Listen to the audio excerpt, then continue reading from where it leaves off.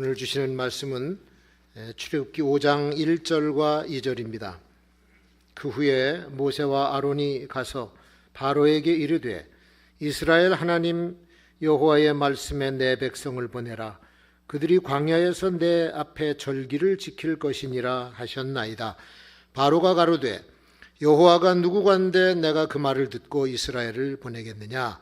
나는 여호와를 알지 못하니 이스라엘도 보내지 아니하리라. 아멘. 여기 나오는 이 바로는 애굽 왕의 이름이 아니죠. 고대 이집트의 왕들을 가리켜서 파라오, 우리나라 성경에는 바로라고 소개를 하고 있습니다. 그 애굽 왕조에 나타났던 이 바로가 170여 명이 된다는 거예요. 지금 요셉이 총리 대신으로 있을 때의 그 왕조가 이 이집트의 17왕조죠. 힉소스 왕조라고 그러는데 15, 16, 17왕조가 힉소스 왕조고, 그 다음에 그 아흐모세라고 하는 자가 이 힉소스 왕조를 뒤집어 엎어가지고 18왕조를 세우게 됩니다. 그 18왕조는 앞에 있는 왕조와 전혀 다른 정책을 폈어요. 힉소스 왕조는 셈족이 북동쪽에서 흘러오면서 세력을 잡아 왕권을 가졌기 때문에 그 타국인들에게 상당히 관대한 정책을 썼어요. 그러니까 요셉 같은 그 히브리 사람도 총리 대신으로 등용을 해서 그렇게 썼었습니다. 그런데 18왕조는 요셉을 알지 못하는 새 왕, 출애굽기 1장 8절에 있는 대로 투트모스 1세가 다스리는 그 시대, 바로 이제 모세가 태어나게 되는데, 이 왕조는 히브리인들에 대해서 아주 가혹한 정책을 썼습니다. 요셉의 모든 업적까지도 다 말살시키고 지워버렸어요. 그리고 심지어는 히브리 사내가 태어나면 나일강에 던져서 죽이면서 인구 감소 정책을 썼고, 그들을 노예로 삼아서 비돔과 람셋이라고 하는 국고성을 건축하는 중노동을 시킨 거죠. 그때 모세가 태어났으니까 모세는 죽은 목숨이에요. 3개월 동안이나 집에서 숨겨놓고 기르는데 더 이상 키울 수가 없어서 갈대 상자를 만들어서 그 안에 역청을 바르고 모세 아기를 넣고서는 나일강에다가 띄워보냅니다. 갈대 숲에 걸렸죠. 하나님의 은혜로 발견이 됐는데, 바로 그 파라오의 딸 공주의 눈에 발견이 되어서 건짐을 받고, 바로 그 바로의 땅이 투트모스 1세의 딸인 하첵수트라고 하는 사람인데, 이 여자 나중에 여자로서의 바로가 됩니다. 오늘 이 본문에 나오는 이 바로, 모세와 맞서 있는 바로는 어릴 때부터 모세와 함께 자라나면서 황실 교육을 받으면서 동문수학한 관계입니다. 근데 여러 방면에서 모세가 자기보다 훨씬 실력도 뛰어나죠. 무술도 잘하죠. 다양한 면에서 지도력을 발휘하게 되니까 은근히 이제 질투를 한 거예요. 자기가 바로가 못 될까 봐. 그러다가 기회가 왔어요. 어느 날 모세가 자기 동족 히브리인이 박해받는 것을 보고 애굽인 공사 감독을 쳐서 죽입니다. 살인사건이 일어나는 거죠. 그래서 기회가 왔다 해서 모세를 제거하려고 하는데 공주의 딸이기 때문에 그냥 광야로 쫓아버리게 됩니다. 그리고는 자기가 이제 바로가 된 거예요. 사실 이스라엘 백성들이 살고 있던 고센 지역은 나일강 삼각줄에서 아주 비옥한 땅입니다. 농사도 잘 되고 가축도 잘 크고 이렇게 점점 편안하고 잘 살게 되고 인구가 늘어나고 하니까 이 바로가 불안에 두려움에 빠졌어요. 그래서 법을 만듭니다. 노예법을 만들고 노동법을 강화시켜서 더더욱 히브리 사람들을 괴롭히고 악독하게 굴었던 거죠. 사실 보시면은 야망에 사로잡히는 정치가는 자기 권력에 저항이 될 만한 자들은 다 제거를 하는 거예요. 그게 자기 백성이든 남의 백성이든 상관이 없어요. 심지어는 하나님의 선민이라고 할지라도 그냥 두지를 않습니다. 그리고 이스라엘 백성을 그렇게 괴롭히니까 이 백성이 바로의 탄압을 견디다 못해서 여호와를 향해서 부르짖게 되고 하나님은 그 소리를 들었습니다. 그리고 이제는 내 백성이 애굽에서 나와서 가나안에 갈 때가 됐다. 그래서 모세를 부르는 거죠. 모세를 불러서 명령을 하시기를 너는 내 백성, 하나님의 백성이야. 내 백성 이스라엘을 바로에게서 인도해내라. 애굽을 도망쳐 나온 지 40년이 지난 모세가 80세가 되었을 때 하나님의 백성을 인도하라고 하는 사명을 그때 받는 겁니다. 악한 왕이 다스리는 시대에 가장 미움을 받고 고통당하는 자들은 하나님의 백성이에요. 성경이 그렇게 가르쳐주고 있습니다. 왜 그러냐? 지도자가 하나님을 알지 못하기 때문이에요. 여기 2절에 보니까 바로의 말이 그렇습니다. 여호와가 누구간데 내가 그 말을 듣고 이스라엘 보내겠냐? 나는 여호와를 알지 못하니 이스라엘도 내보내지 않겠노라. 하나님을 알지 못하는 왕, 하나님을 알지 못하는 황제, 예수 그리스도를 멸시하는 지도자, 주님의 성도를 박해하게 되어 있고 교회를 탄압하게 되어 있는 것이죠. 로마의 네로라든지 트라잔이라든지 디오클레시안 이런 황제들이 교회와 성도를 짓밟았습니다. 지금도 공산사회주의인 북한과 중국이나 또 이슬람권의 국가들은 기독교를 심히 박해를 합니다. 하나님의 백성들을 박해를 해요. 그래서 하나님의 백성 이스라엘은 바로의 통치 아래에 있으면 안 되는 겁니다. 이집트의 왕자 모세 나오는 영화에서 모세가 바로가 명령을 하니까 대답을 이렇게 합니다. 우리는 당신의 명령을 따르는 백성이 아니야. 우리는 하나님의 명령을 따르는 백성이야. 그렇게 대답을 하죠. 하나님의 백성이 애굽 왕의 노예가 되어서 애굽 왕의 궁전만 짓는다면 그 하나님의 백성이 아니라고 하는 겁니다. 하나님의 백성은 하나님의 절기를 지켜야 되고 하나님께 제사 드려야 되고 하나님께 예배를 드리는 백성들이에요.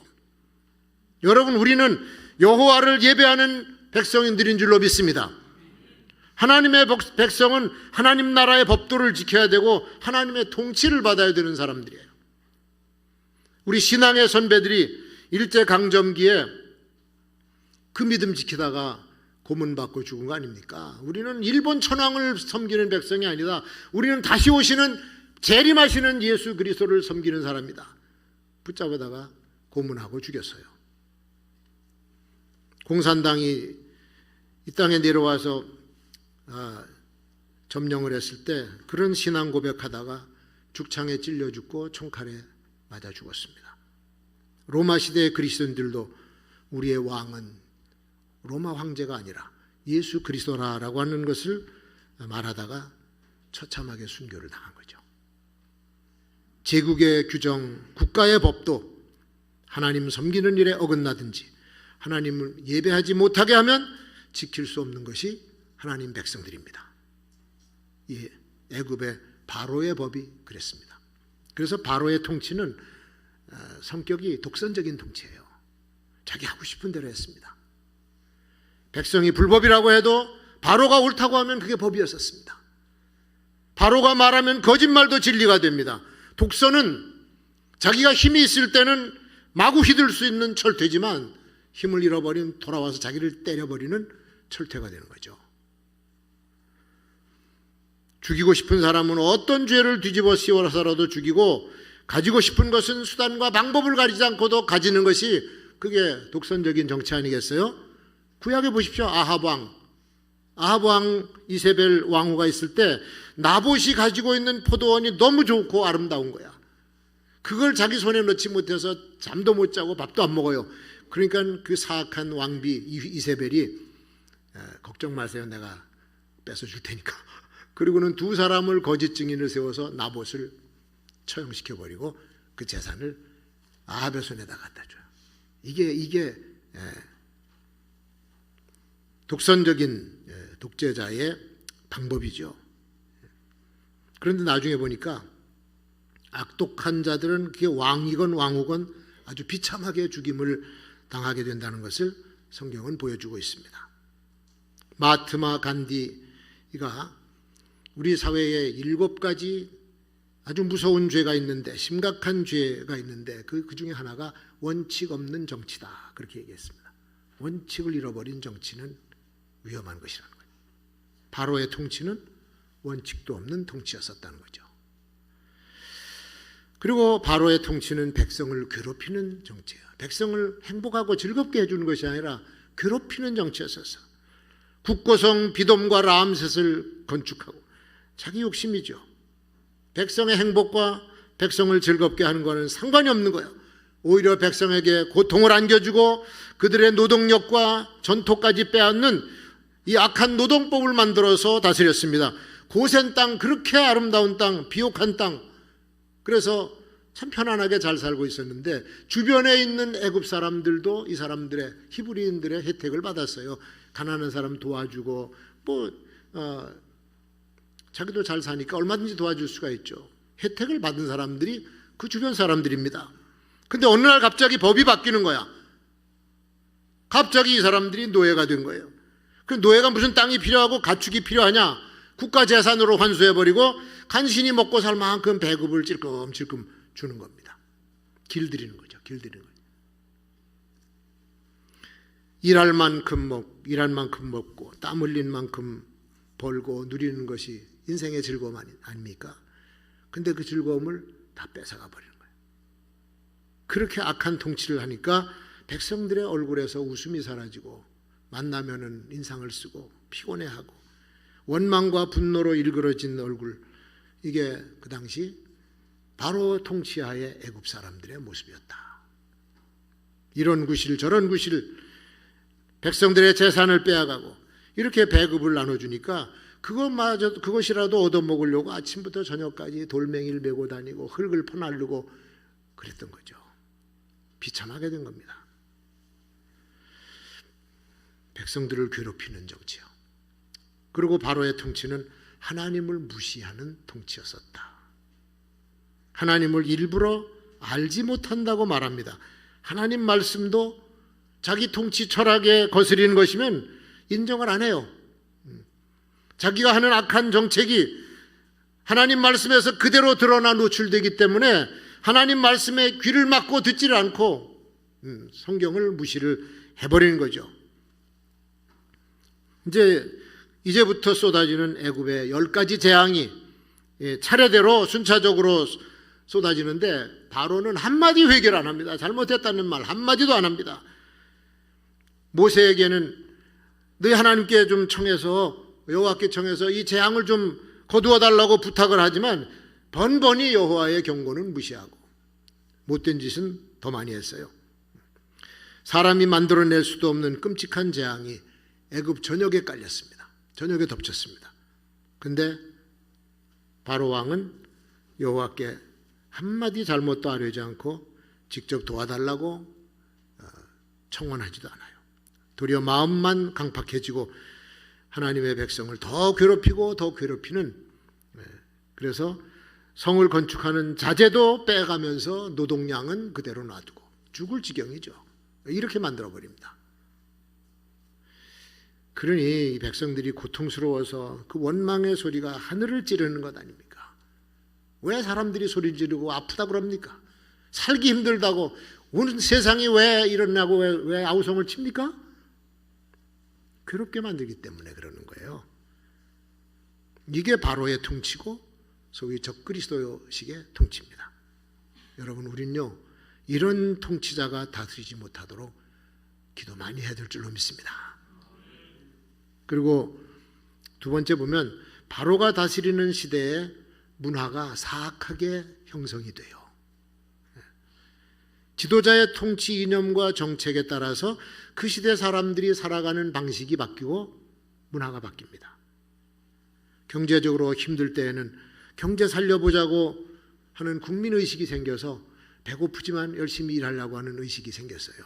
우리나라가 1990년대 후반에 경제적인 위기를 맞아가지고 IMF 구제금융을 받아야만 견딜 수 있는 그런 시점이에요. 아주 쫄딱망한 거죠.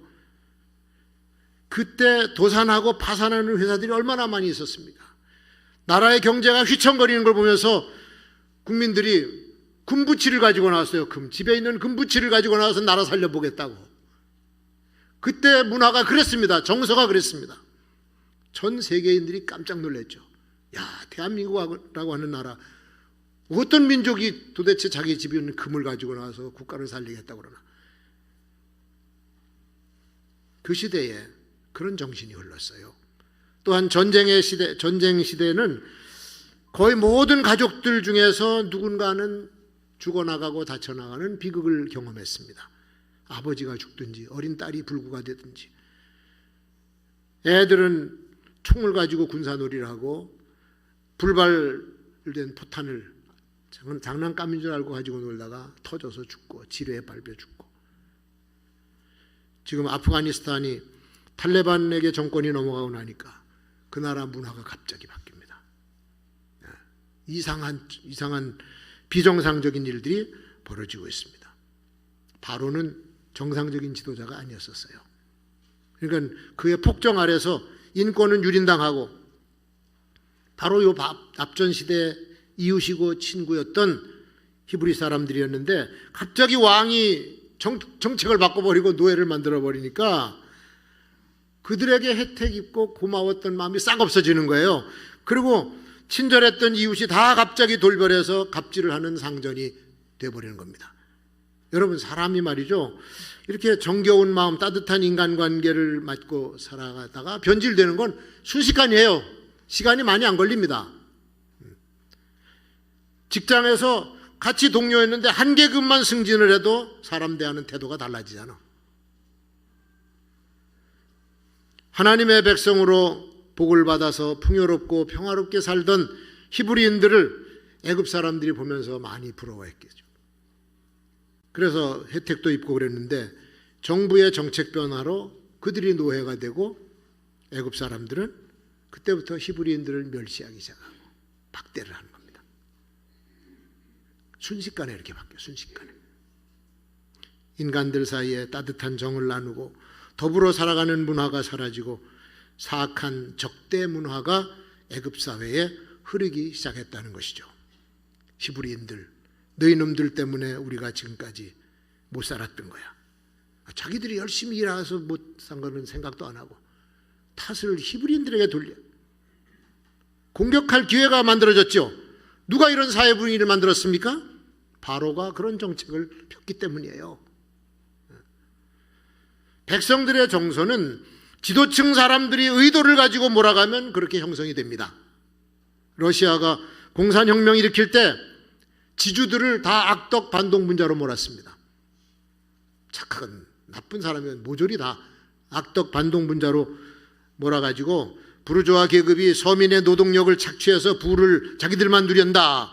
그러니까 그때 노동자들이 붉은 환장을 치고 살인마로 변해버립니다.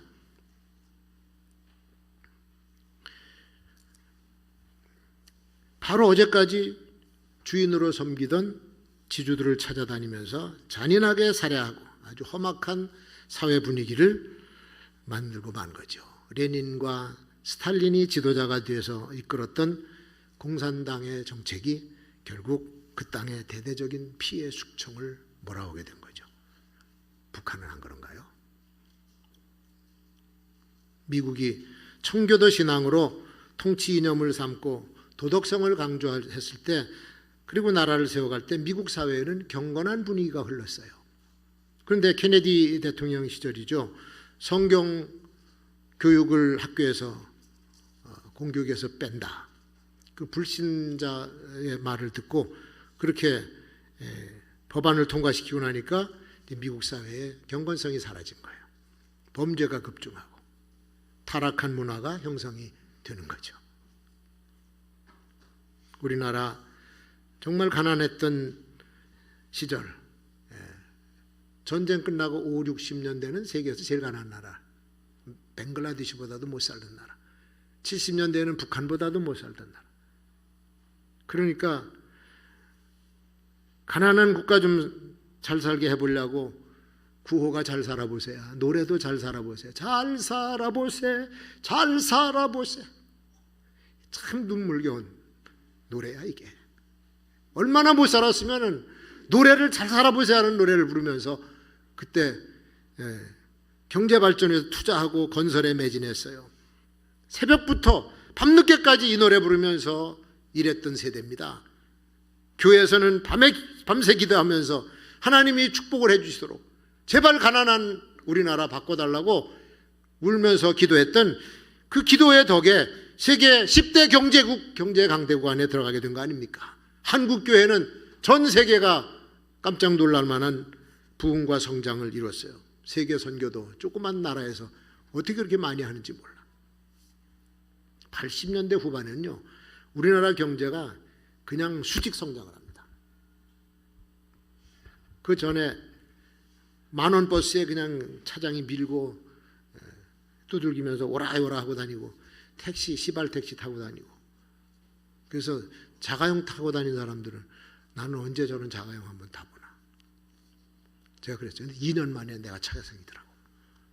그때 그랬습니다.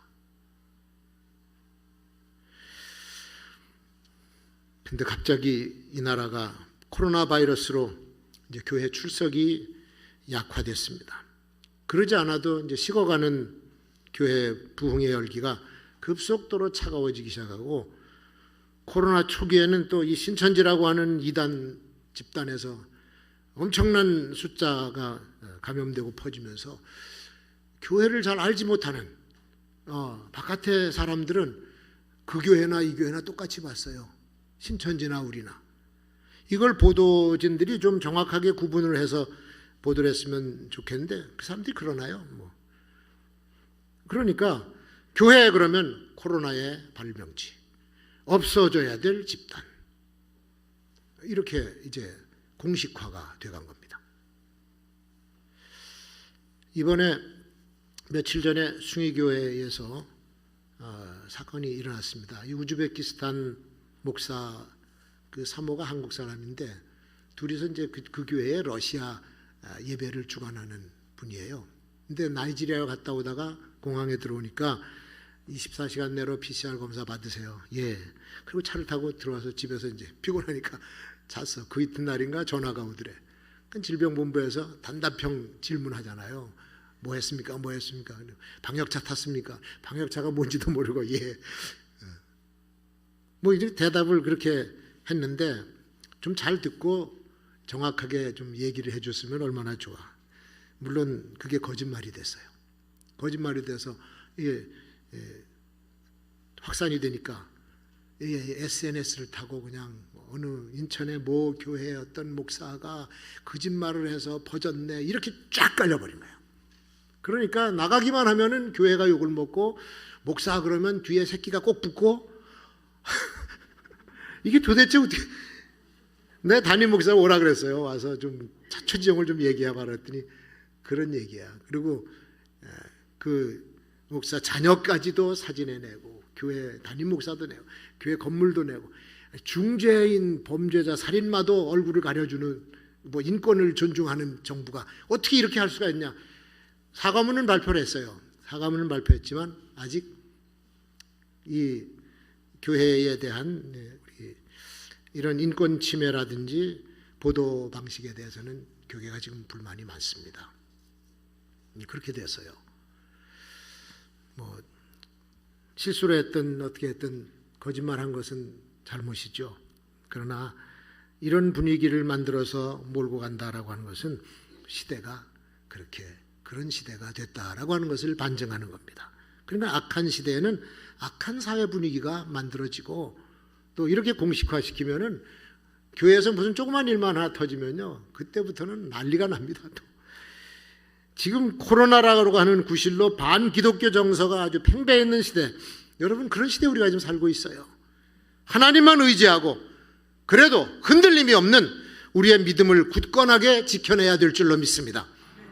그리고 마지막으로 이제 하나님의 백성은 결국 하나님의 방법으로 구원하세요. 하나님께서 모세를 바로에게 메신저로 보냈습니다. 심부름꾼이죠. 가서 내 말을 전하라. 그래서 바로 앞에 가서 그럽니다. 여호와의 말씀에 너는 내 백성을 보내라. 내 백성, 하나님의 백성을 보내라. 그렇게 말씀을 전했는데 왕이 말을 안 듣죠. 하나님께서도 바로가 순순히 말 안 듣는 걸 알고 있었어요. 그래서 이제 순차적으로 계획을 가지고 보내신 거죠. 재앙까지 준비하시면서. 그래서 모세에게 그 재앙이 임할 것을 가서 알려줘라 해서 보냈는데, 뭐 잘 알다시피 나일강이 피로 변하고, 그 다음에는 개구리 떼가 몰려와서 왕궁에서 밟혀 죽기도 하고, 땅에 티끌이 다 이가 돼서 사람들이 극적극적거리고, 파리 떼 재앙, 뭐 이런 재앙들이 계속해서 모세가 경고하는 대로 터지는 거예요. 근데 이 바로는 여호와께서 내리신 재앙을 보면서도 하나님의 백성을 끝까지 안 내버려. 끝까지 노예를 삼아.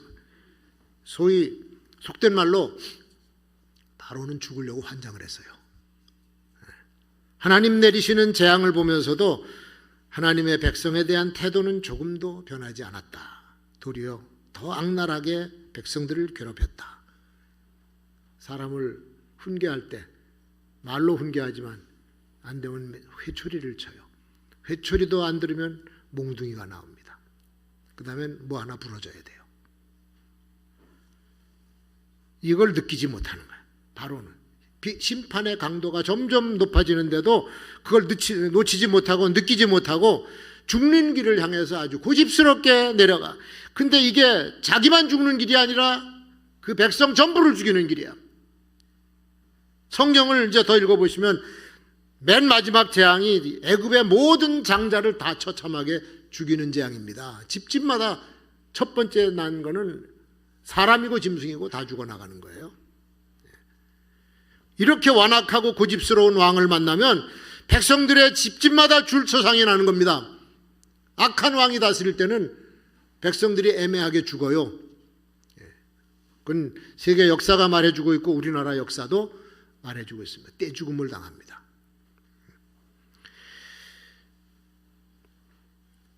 여러분, 우리가 깨달아야 될 진리가 있어요.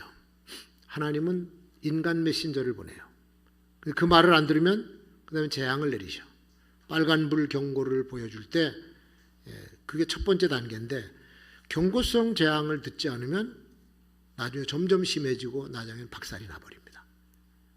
하나님께서 이스라엘 백성을 애굽에서 데리고 나오는 것 그렇게 어렵지 않아요. 이런 뭐 바로하고 실갱이를 안 해도 얼마든지 그냥 불기둥을 딱 쏴가지고 그냥 데리고 나오실 수 있는 분이 하나님이세요.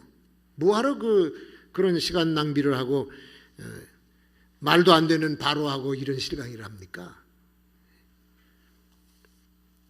애굽 왕이 강팍하든 폐역하든 상관이 없이 이룰 수 있는 구원의 역사인데, 결국은 그 애굽 땅의 모든 장자를 다 죽이고서야 데리고 나와요. 왜 그랬을까? 두 가지 분명한 메시지가 있어요. 첫 번째는 하나님의 백성은 왕이 아무리 못 가게 만들고 누가 막아도 반드시 나가게 되어 있습니다.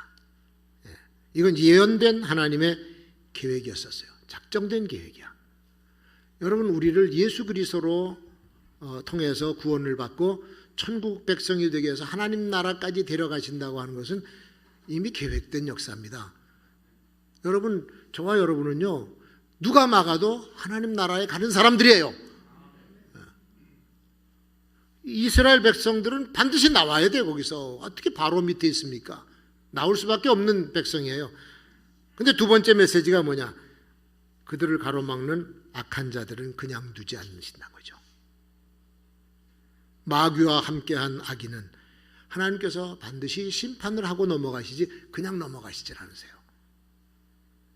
그러나 하나님의 백성은 언제나 하나님 편이야. 세상에서 고통을 당해도 그 하나님의 편이야. 그리고 하나님의 백성을 괴롭게 만드는 자들을 용서하지 않으신다. 당신의 소유를 손댄 겁니다. 하나님의 소유를. 우리는 하나님의 소유된 백성이에요. 무조건 하나님의 편입니다.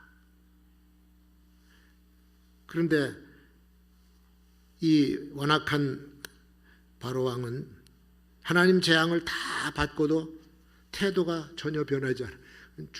죽기로 작정된 거기 때문에 그렇습니다. 지금도 우리는 여기저기서 욕먹고 비난당하고 뭐 그 소리 다 듣고 지금 신앙생활 하고 있어요. 그냥 신경 쓸 필요 하나도 없어요. 누가 욕을 하든 뭐 하든 신경 쓸 필요도 없고, 법을 어떻게 바꿔서 교회를 탄압하든 전혀 신경 쓰지 마세요. 우리는 하나님의 편이고 하나님은 우리의 편인 줄로 믿습니다. 제가 이제 손녀딸한테 그랬어요. 야, 나는 누가 뭐래도 할아버지는 네 편이야. 너무 좋아하는 거야. 여러분, 이 소리를 하나님께서 우리한테 들려줬다 보세요. 이거는 엄청난 사건 아닙니까? 나는 무조건 내 편이다. 너는 내 백성이기 때문이다. 할렐루야. 그래서 바로에게 그렸듯이 내 백성을 괴롭히지 말아라. 내 백성을 보내라. 그들은 내 백성이다. 우리가 사는 세상이 악한 일이 벌어진다고 해도 낙심하지 마시고, 우리 하나님께서는 악을 공정하고 확실하게 심판하시고, 우리는 그 악한 세상에서 틀림없이 구원해서 주님의 나라에 우리를 안착시켜 주실 줄로 믿습니다.